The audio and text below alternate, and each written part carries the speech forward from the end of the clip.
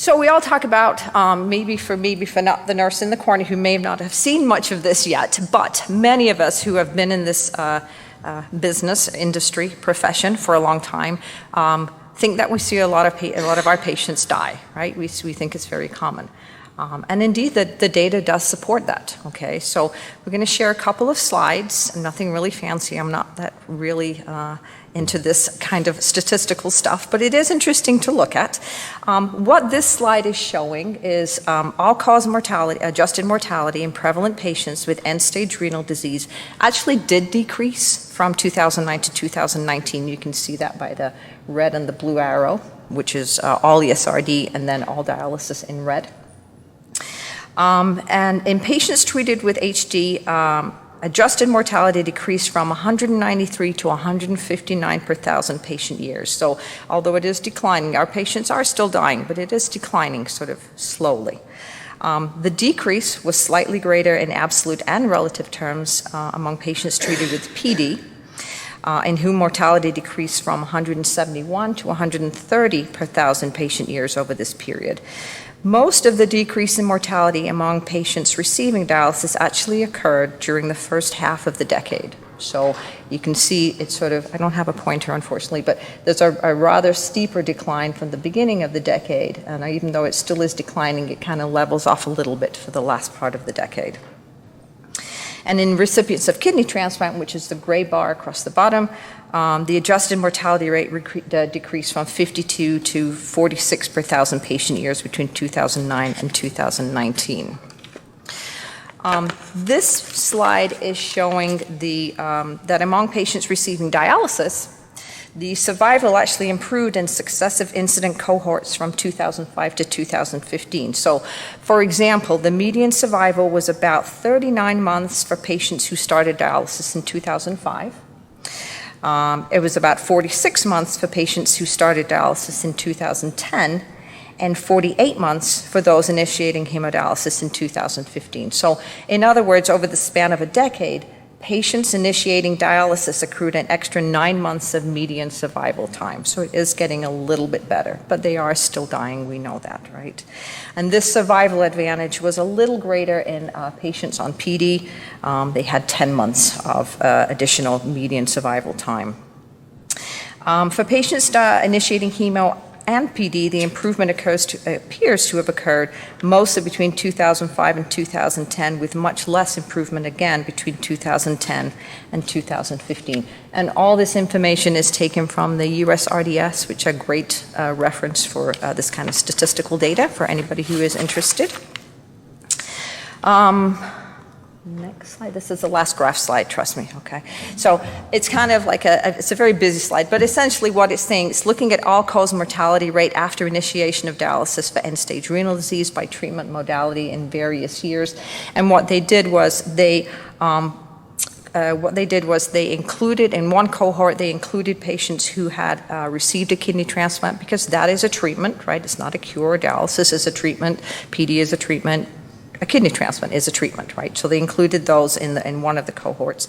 And in the other one, they took them out. And again, what they found was that patients at any time during their dialysis tenure or career, if they had a transplant, actually did survive a little bit longer. Ultimately, they did pass away, but they did survive a little bit longer, and I think that seems reasonable, right? So I think we're all sort of very well aware of that. So, yeah, Wendy, blah, blah, what does it all mean? So really, in summary, overall mortality rate in the general population, in patients on dialysis is 10 to 20 times higher than the general population, right? So if you think you're seeing that your patients are dying more frequently, you're right, again, okay? The data is showing it. The greatest risk, again, is during the first 3 months after starting dialysis.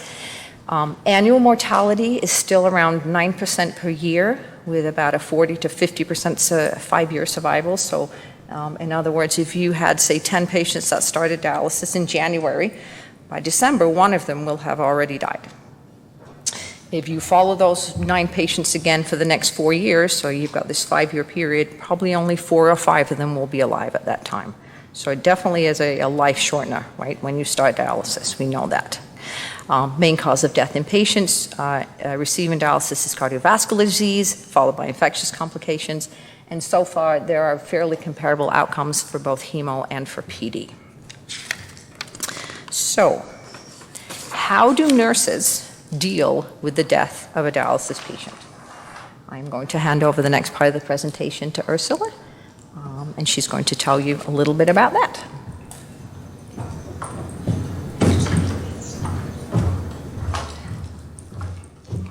When we made a decision to pick this topic, it was a struggle when we did our literature review because we found tons of research dealing with the death of patients, but we could not really find anything related to the death of patients in a dialysis unit. That one. So as I stated, we found several articles related to coping with the loss or death of a patient in areas of all other areas of nursing, oncology, trauma, critical care, but very little we were able to find in the dialysis unit. So we found a few articles, but we have this one particular article that we want to share with you and just kind of highlight some of the things we found there. And I just want to let you know, if you'd like to get a handout, we have several handouts here for those in the back that's going to kind of go into the article we're about to discuss. So that particular article was based on a qualitative survey done in a chronic unit in Sydney, Australia, and it consisted of two surveys, a demographic survey and a DAPR survey, which stands for Death Attitude Profile, revised by Dr. Paul Wong. And some of the questions that survey, the Death Attitude Profile, asked, is 32 questions, but we're only going to share a few of those. And some of those questions on the survey ranges from strongly agree to strongly disagree. So as you can see, some of the questions included death is no doubt a grim experience.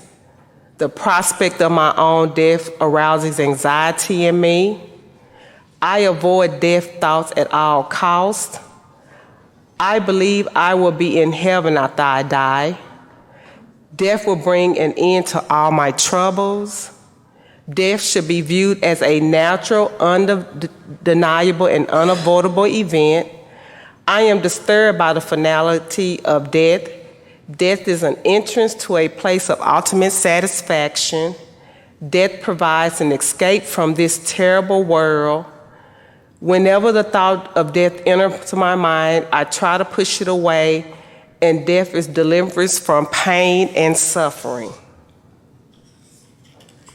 So the death attitude profile, based on those questions and the 32 questions, it gives you an answer based on what category you fall in, whether it be fear of death, death avoidance, which means you try not at all to think about death, neutral acceptance, meaning you feel no particular way, you don't have negative or positive thoughts about death, approach acceptance, which you feel, approach acceptance means you feel it's going to be a happier life on the other end of death, and escape acceptance, which means you're escaping a painful experience you're not experiencing here on earth.